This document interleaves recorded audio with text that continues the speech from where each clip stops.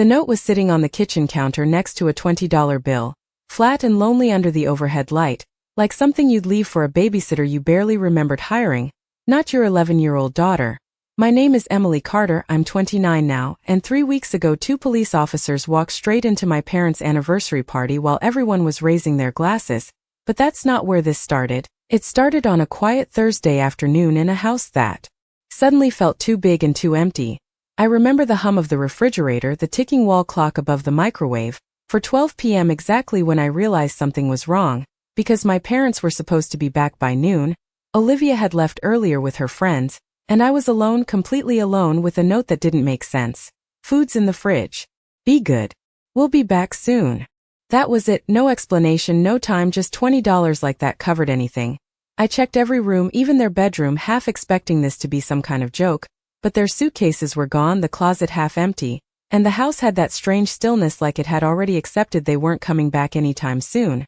I called my mom first, straight to voicemail, then my dad, same thing. I texted Olivia, nothing, and I remember standing there in the middle of the living room, holding my phone so tight my fingers hurt, telling myself they'd answer. They always answered for her, just not for me. Growing up in the Carter house, there were always 2 versions of reality, Olivia's and mine. She got the new clothes, the weekend trips, the "you deserve it" speeches, and I got explanations about budgets, about being practical, about how I needed to understand things cost money. But that day even I couldn't make sense of it, because what kind of parents leave their 11-year-old with $20 and no timeline? I opened the fridge, stared at leftover takeout containers and a half-empty gallon of milk, trying to calculate how long $20 could last, like somehow turning it into a number would make me feel safer. But it didn't, it just made everything feel smaller. I sat at the kitchen table for a long time, watching the sunlight shift across the floor, convincing myself this was temporary, that maybe they got delayed, maybe a flight got moved, maybe there was a reason they hadn't told me, because the alternative, that they chose not to tell me,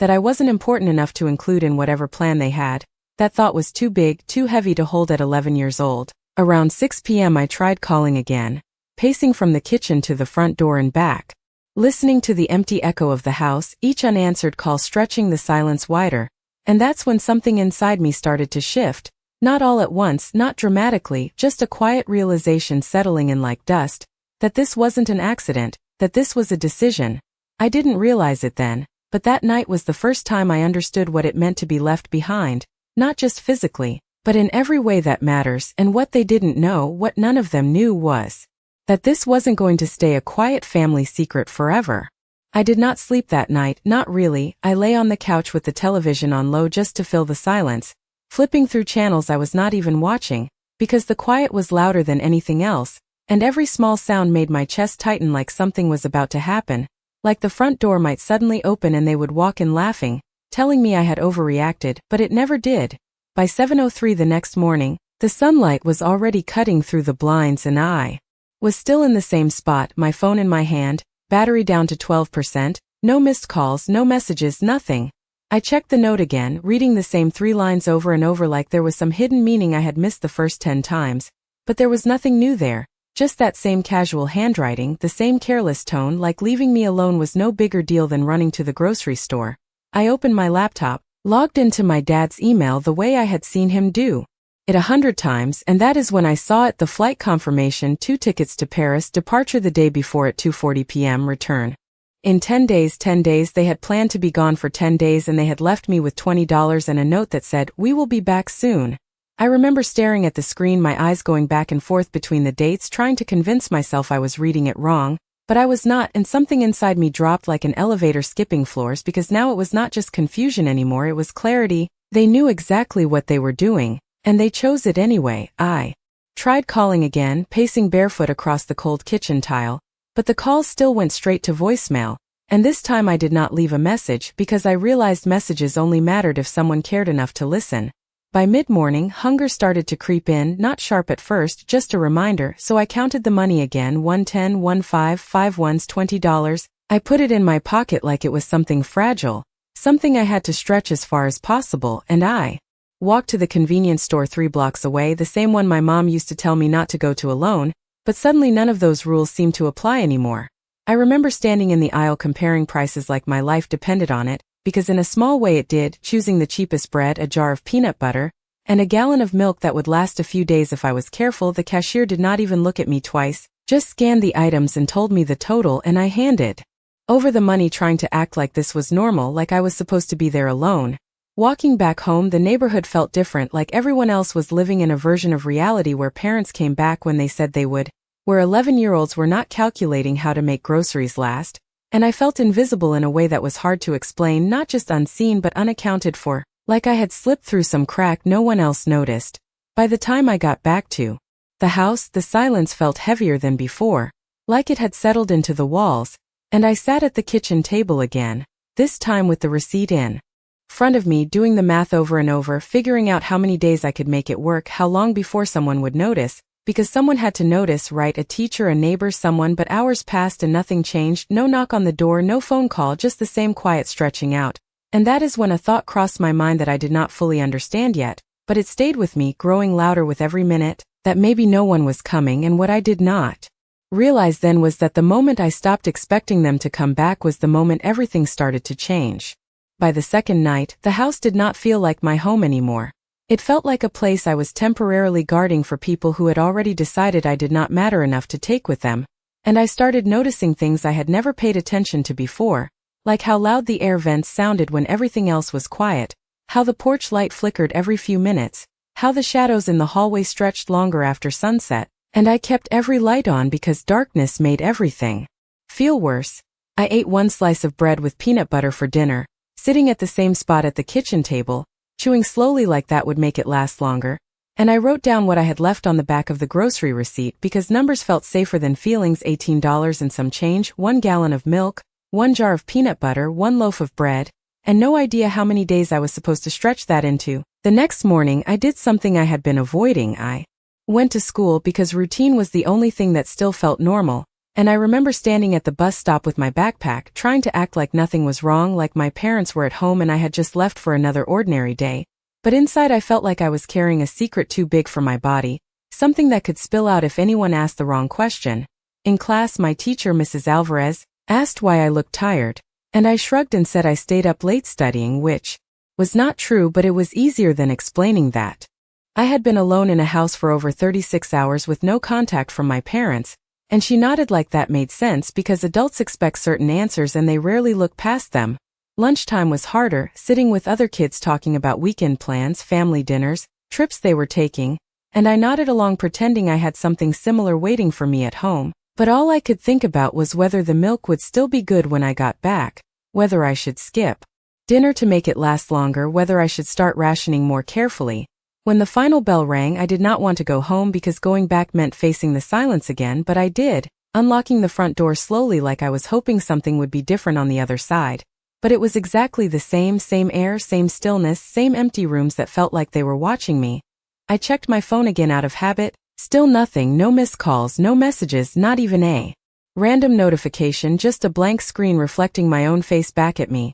And that was when the thought came back, stronger this time, clearer, that this was not a delay, not a misunderstanding, this was a choice they had made, and I was the one they had chosen to leave behind. That evening, I tried calling one more time, pressing the phone to my ear and counting the rings even though I knew it would go to voicemail, and when it did, I did not hang up right away. I listened to the silence on the other end, hoping for something, anything, but there was nothing there, just emptiness, and I lowered the phone slowly, realizing that I had reached the end of trying. I did not realize it then, but that moment, standing alone in the kitchen with the fading light coming through the window and the sound of my own breathing filling the room, was the moment something inside me shifted from waiting to surviving, from hoping they would come back to understanding I would have to figure this out on my own. And what they did not know, what no one in that house knew, was that the next person who noticed something was wrong would not be my parents. On the third day, the house started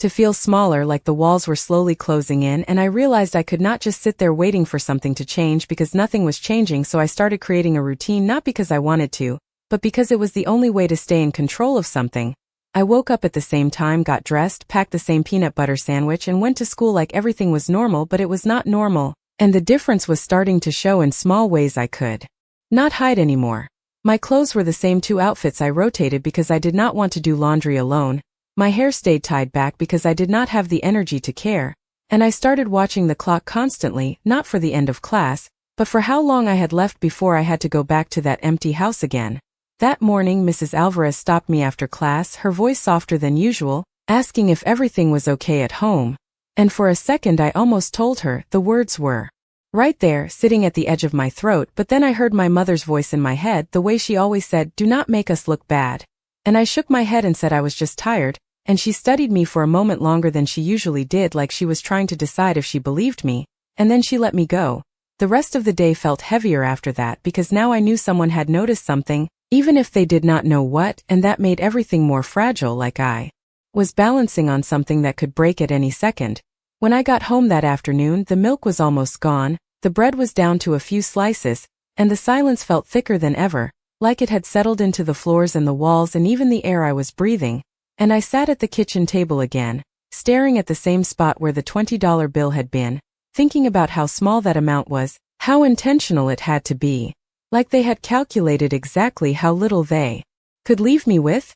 I checked my dad's email again, scrolling through messages I barely understood, looking for anything that might explain this, and that is when I saw the photos, attachments in a thread labeled Paris itinerary, pictures of hotel rooms, restaurants, and smiling faces in places I had only seen in magazines, and there they were, my parents standing in front of landmarks, dressed up, relaxed, like they had stepped into a completely different life where I did not exist. I remember staring at those images, trying to match them with the version of reality I was living in, and realizing they did not connect, not even a little, because while I was counting slices of bread, they were ordering room service in another country, and that gap between those two realities was too big to ignore anymore. That night I did something I had not done before. I locked every door in the house, not because I was afraid of someone coming in, but because it made me feel like I had control over something, even if it was just a simple click of a lock, and I sat on the floor in the living room with my back against the couch, holding my phone in my hands without dialing anyone, because I did not know who I was supposed to call anymore. I did not realize it then, but the moment I stopped trying to protect their image was the moment the truth started pushing its way to the surface, and what they did not know was that someone else had already started putting the pieces together, someone who was not going to accept "I am just tired" as an answer. The next morning, I did not wait for the question to come to me. It found me the moment I walked into class, because Mrs. Alvarez did not start the lesson right away like she usually did. She stood by her desk watching me for a second too long, her eyes following me as I took my seat, and I could feel it before she even said anything, that quiet shift in the room when an adult decides something is not right. Halfway through the lesson, she called my name, not loud, not sharp, just enough to make my chest tighten, asking me to stay after class for a minute, and I nodded even though my stomach dropped, because a part of me already knew this was the moment everything could change. When the bell rang and the other students filed out, laughing and talking about things that felt so far away from my reality, I stayed in my seat,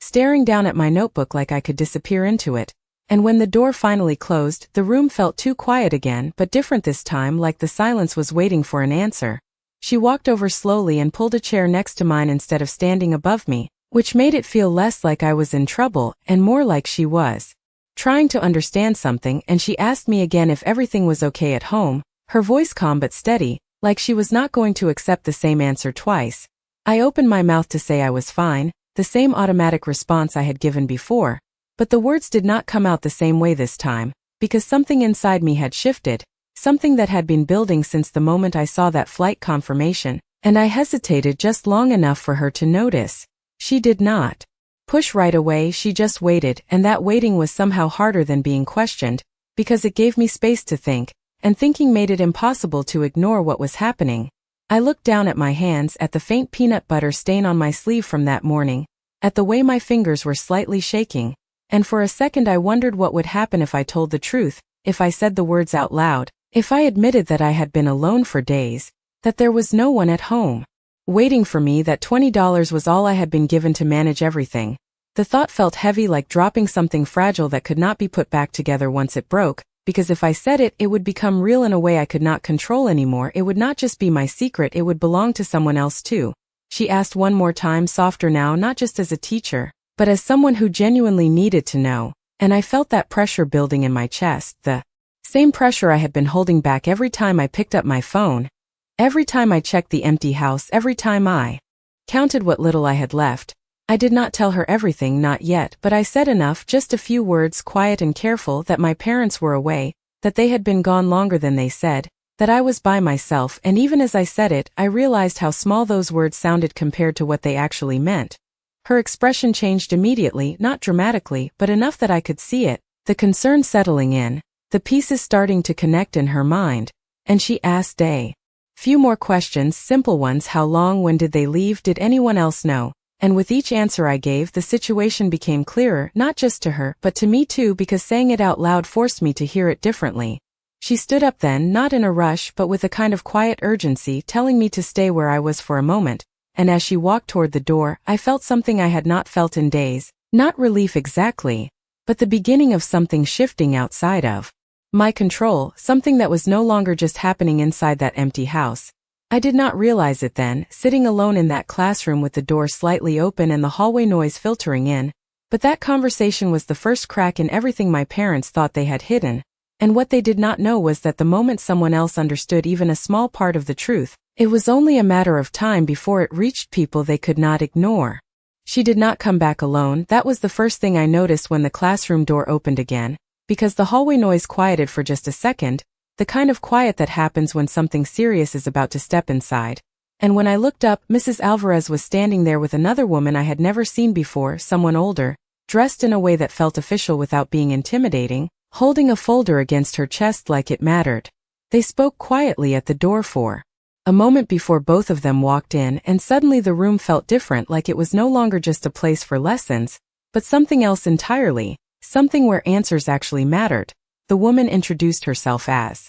Miss Parker, her voice calm and steady, and she pulled a chair close to mine the same way Mrs. Alvarez had, sitting at my level instead of standing over me, which should have made it easier, but it did not, because now there were two people looking at me, both waiting, both already knowing enough to understand this was not a normal situation. She asked me to tell her what was going on, not in a rushed way, not like she was trying to catch me in something, but like she genuinely needed the full picture, and for a second I froze because saying it once had been hard enough, but saying it again with more detail felt like crossing a line I could not uncross. I started slowly repeating what I had told Mrs. Alvarez, that my parents had left, that they said they would be back soon, that they had not come back, and as I spoke the words started coming easier, not because they hurt less, but because they had already been said once, and each sentence made the next one feel a little more possible. She asked how long it had been, what I had been eating, if anyone else knew I was alone, and I answered honestly this time, because there was no point in protecting something that was already falling apart,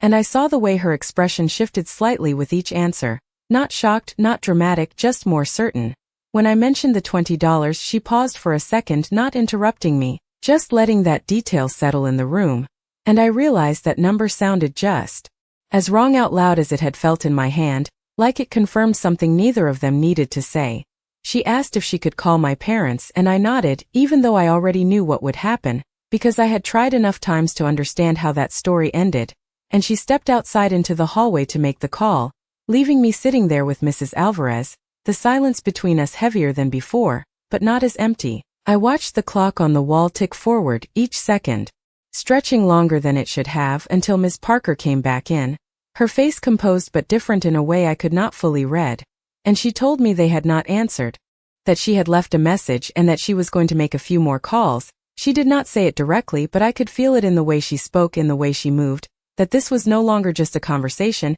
it was becoming something official, something that involved people beyond that classroom. She explained that I would not be going home alone that day, that they needed to make sure I was safe, and hearing those words out loud felt strange because I had been telling myself I was managing, that I was handling it, but now someone else was saying it was not okay, and that difference made everything feel more real than it had before. I did not realize it then, sitting there with my backpack still at my feet and the afternoon light starting to fade through the windows, but that was the moment my situation stopped being invisible, and what they did not know, what they could not have predicted from wherever they were, was that the people now involved did not measure responsibility in $20 bills or short notes. They measured it in actions, and those actions were already setting something in motion they would not be able to ignore. They did not let me go back to that house that afternoon, and that was the first moment everything felt truly different, because until then, no matter how wrong things had been, I was still returning to the same place, still pretending it was temporary, but now someone else had decided that was no longer acceptable.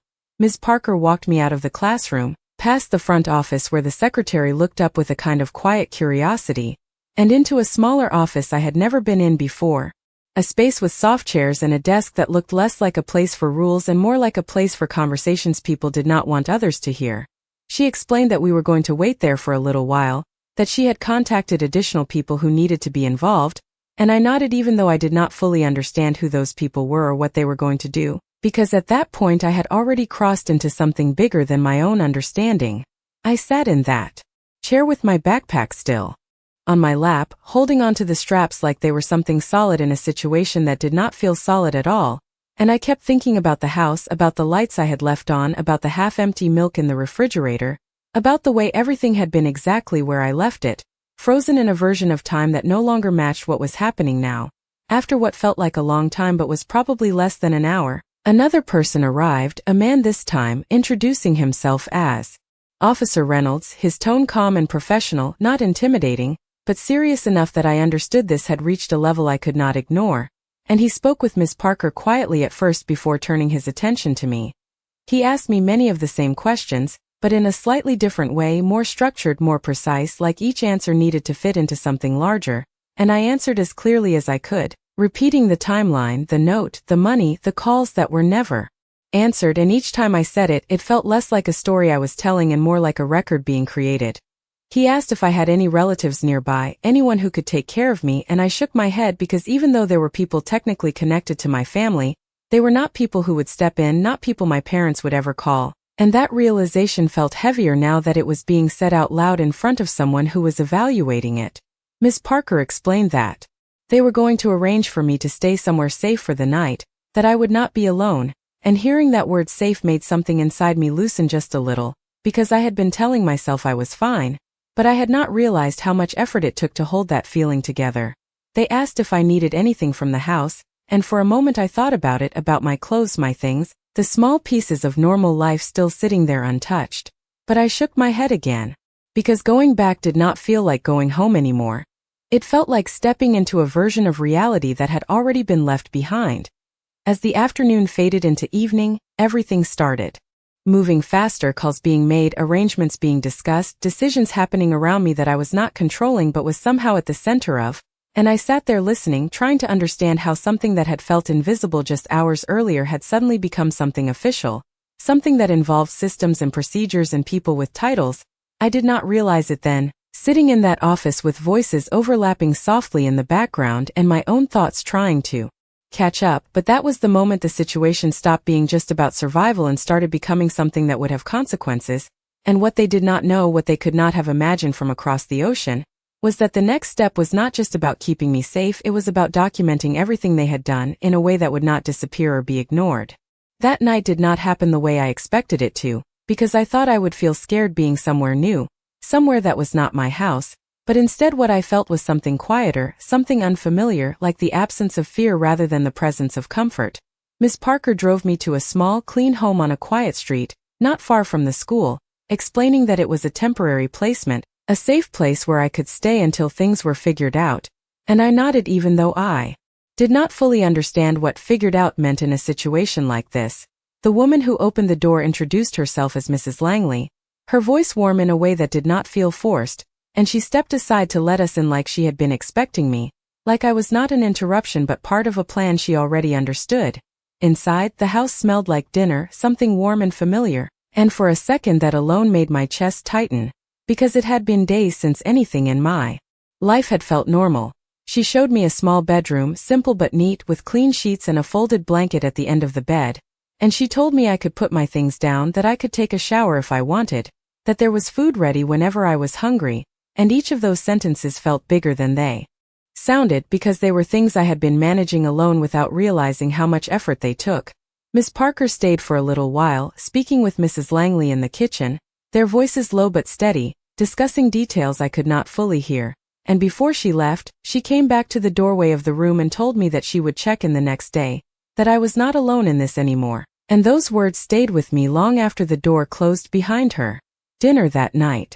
felt strange, sitting at a table where people expected me to eat, where no one was calculating how long the food needed to last, where the portions were not something I had to measure in my head, and I remember hesitating before taking a second helping, like I needed permission even though no one had said anything to stop me, Mrs. Langley noticed, but she did not point it out. She just smiled and asked if I liked the food, giving me space to adjust without making it into something uncomfortable. Later, in that small bedroom, I sat on the edge of the bed holding my phone, scrolling through the same empty screen, and for a moment I wondered if this would be the night they finally called, if maybe something about everything changing on my end would somehow reach them. But it did not. There was still nothing, no missed calls, no messages, just the same silence that had followed me from the house. I thought about Olivia, about whether she even knew what was happening, whether she was part of this or just existing in that other version of reality with them, and I realized I did not know the answer, and that uncertainty felt heavier than anything else. I lay down eventually, staring at the ceiling in a room that was not mine, listening to the quiet sounds of a house that was still alive, footsteps in the hallway, a door closing softly somewhere, the kind of background noise that meant people were present, that I was not the only one there, and slowly, without realizing it, I fell asleep in a way I had not in days. I did not realize it then, but that night marked the first time I stepped out of the space my parents had left me in and into something structured, something that had rules and documentation and people responsible for outcomes, and what they did not know, what they could not see from across the ocean, was that every step being taken now was being recorded, every detail being written down in a way that would eventually follow them back home. The next morning, I woke up before anyone called my name, not because I had to, but because my body was still used to that constant alertness, that quiet tension of waiting for something to go wrong, and for a moment I forgot where I was, staring at a ceiling that was not mine, in a room that did not carry the same weight as the one I had left behind,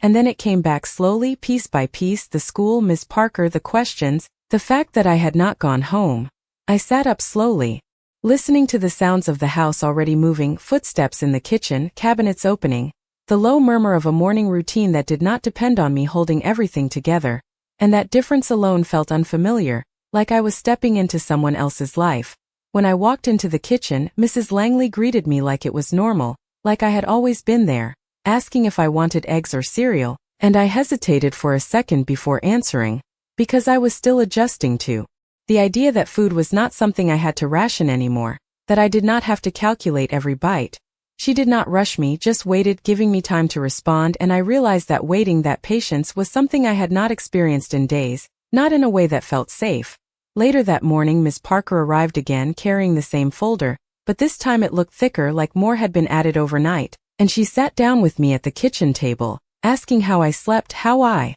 was feeling, questions that sounded simple but felt heavier because they were being documented, written down, turned into something official. She explained that they had continued trying to reach my parents, that messages had been left, that attempts had been made through different channels, but there had still been no response, and hearing that confirmed something I had already known but had not wanted to fully accept, that the silence was not temporary, it was intentional. She asked if I remembered anything else, any detail that might help them understand the situation better, and I thought back to the email, to the photos, to the timeline I had pieced together on my own, and I told her everything I could, each detail adding another layer to what was becoming a clear picture of what had happened. Officer Reynolds joined us shortly after, reviewing the notes, asking a few more questions, his tone steady but more direct, like each answer was fitting into a structure I could not fully see yet, and I answered as clearly as I could, repeating things I had already said, because now repetition was not about remembering, it was about confirming. At one point he mentioned that they were documenting everything as part of a report,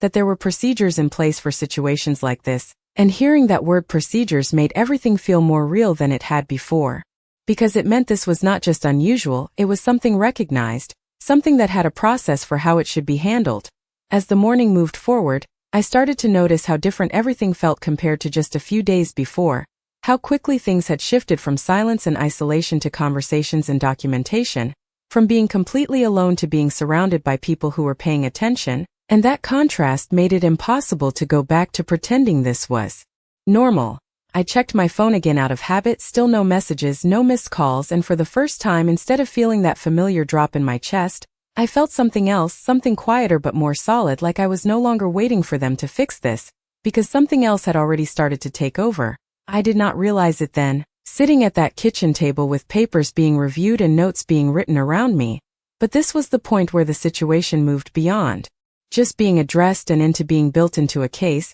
something that would follow a process all the way through. And what they did not know, what they could not see from where they were, was that every unanswered call, every detail I shared. Every day that passed without contact was adding weight to something that would be waiting for them the moment they came back. By the end of that week, everything had settled into a strange kind of rhythm, one that felt structured on the outside but still uncertain underneath, because even though I was no longer alone, even though there were people checking in and asking questions and writing things down, there was still one thing that had not changed, and that was the silence from my parents. Each day followed a pattern now, waking up in a room that felt less unfamiliar with every passing morning, going to school, where teachers spoke to me differently, more carefully, like they knew something fragile was being held together, and then returning to Mrs. Langley's house where dinner was always ready and no one asked me to calculate how long anything needed to last. But underneath that routine, there was a constant awareness that something bigger was still unfolding, something I could feel but not fully see. Miss Parker continued to visit, sometimes alone, sometimes with Officer Reynolds, updating me in small pieces, explaining that more attempts had been made to contact my parents, that messages had been sent through different channels, even reaching out to contacts connected to their travel itinerary. But there was still no response, and each time she said it, her tone stayed calm, but the meaning behind it grew heavier. One afternoon, she sat across from me at the kitchen table with that same folder, now noticeably thicker, and she explained that a formal report had been filed, that the situation had been classified in a way that required further action, and even though she used clear, simple language, I could tell this was not something that would just disappear once my parents came back. She asked if I understood what that meant, and I nodded, even though I did not fully grasp the details, because what I did understand was that this had moved beyond just concern, beyond just making sure I was safe. It had become something that would have consequences. Later that evening, I sat in the living room with the television on, not really watching, just listening to the sound, and I found myself thinking about the house again, about how it must look now, quiet and untouched, the same way I left it, like a snapshot of a moment that no longer existed. And I wondered if my parents ever thought about that, if they ever considered what it meant to leave everything behind like that, or if, in their version of events, it was not even a question. I checked my phone again, out of habit more than hope, and for a brief second I imagined what it would feel like to see their names on the screen, to hear their voices explaining everything. But that moment passed quickly, replaced by the reality that had been building all week, that whatever explanation they might have would now have to face something much larger than just me. The next morning, something changed, not in a loud or obvious way, but in the kind of quiet shift that you only recognize once it has already happened, because when Miss Parker arrived, there was a different energy to the way she spoke, more direct, more certain, and she told me that new information had come in, that there had been confirmation of my parents' location, that contact had been attempted again with that information, and that steps were now being taken based on what had been established so far. She did not go into every detail, but I could see it in the way she held that folder, in the way Officer Reynolds stood slightly behind her, that this was moving forward, that it was no longer just about waiting for them to respond, it was about what would happen when they did. I did not realize it then, sitting there with that quiet certainty settling into the room, but this was the point where everything began shifting toward a moment they would not be able to control, and what they did not know, what they could not prepare for, was that the situation they had left behind was no longer waiting for them to fix it. It was building into something that would meet them the moment they returned, in a way they would not be able to ignore. The shift became real the day they told me my parents had responded, not to me, not to any of the messages I had left, but to the official contact that came after everything had already been documented. And even then it was not immediate, it was delayed, like they had only decided to acknowledge the situation once it was no longer something they could ignore. Miss Parker sat across from me that afternoon, her tone steady but different, explaining that my parents had been reached through a number connected to their hotel,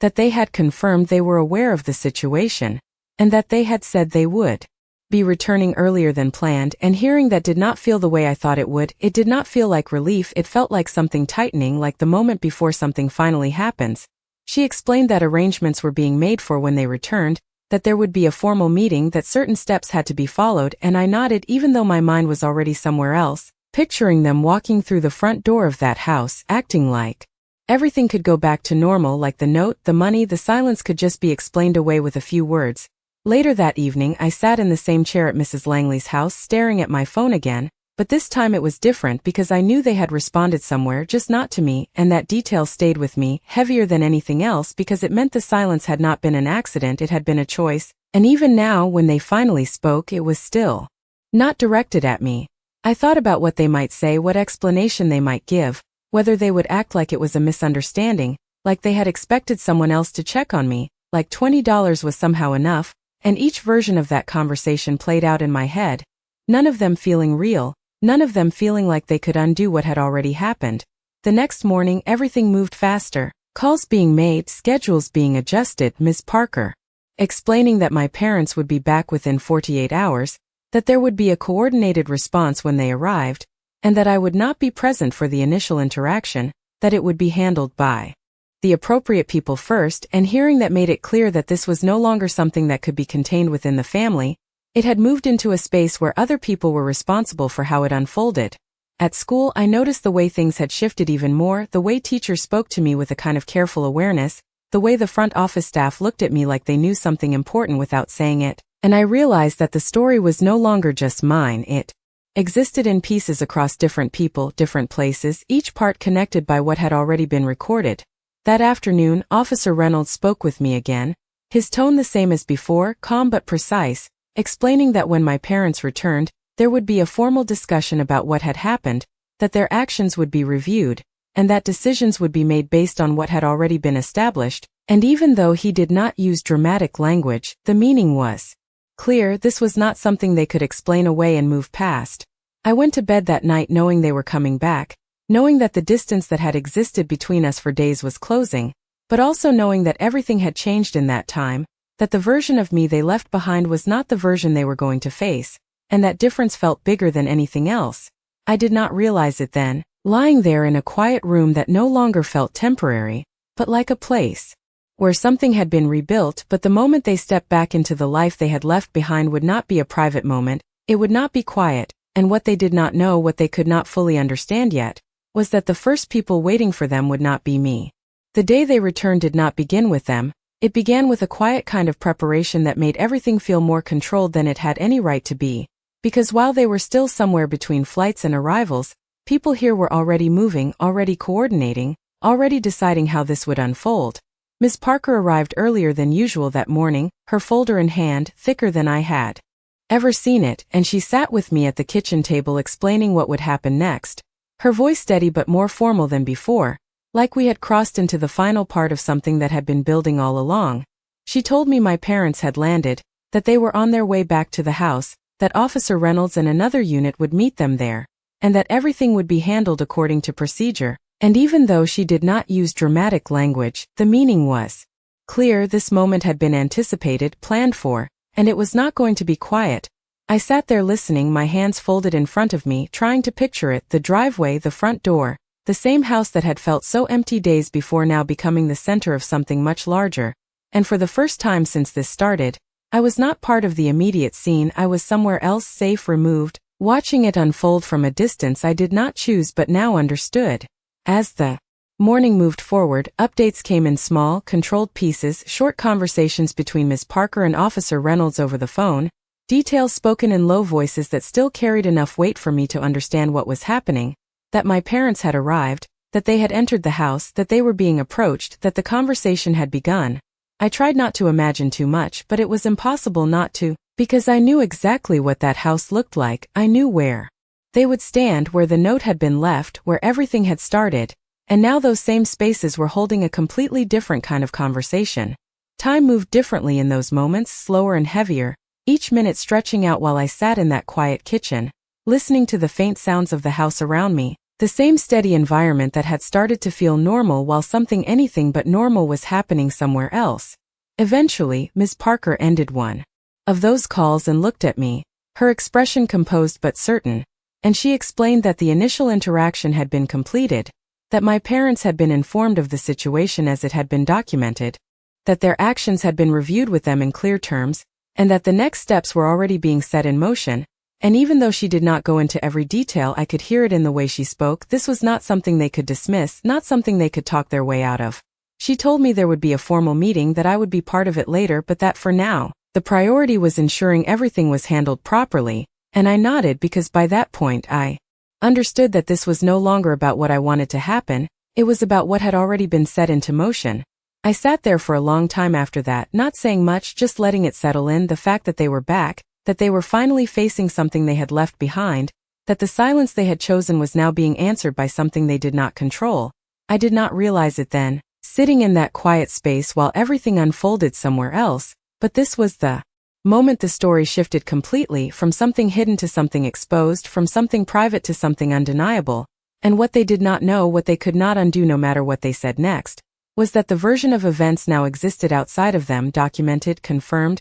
and already moving forward in a way they could not stop. The first time I saw them again was not at the house, not in the place where everything had started, but in a quiet office 2 days later, a room that felt deliberately neutral, like it had been designed to hold conversations that could not belong anywhere else. I remember sitting in that chair, my hands resting in my lap, the same way I had sat across from Miss Parker so many times before, but this time it was different, because this time they were going to walk in. When the door finally opened, they did not look the way I expected them to, not relieved, not even particularly concerned, just slightly tense, like people stepping into a situation they had not fully prepared for. And for a second I studied their faces, trying to match them with the version of them I had been carrying in my head for days, but they did not line up